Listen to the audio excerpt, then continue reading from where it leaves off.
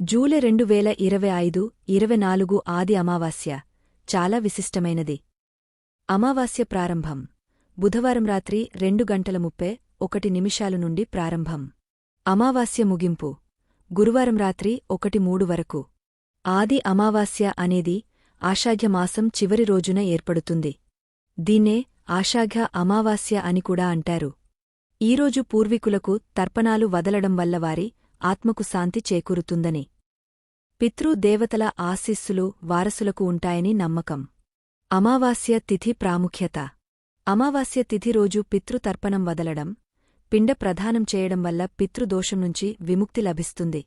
ఈ రోజు శని దేవుడు, ఇతర నవగ్రహాలను పూజించడం కూడా ఎంతో శుభప్రదం. కాళీదేవి పూజ, శివపూజ కూడా అమావాస్య రోజు చేయడం వల్ల మానసిక ప్రశాంతత, బాధల నుంచి విముక్తి లభిస్తుంది. దాన ధర్మాలు చేయడం వల్ల కూడా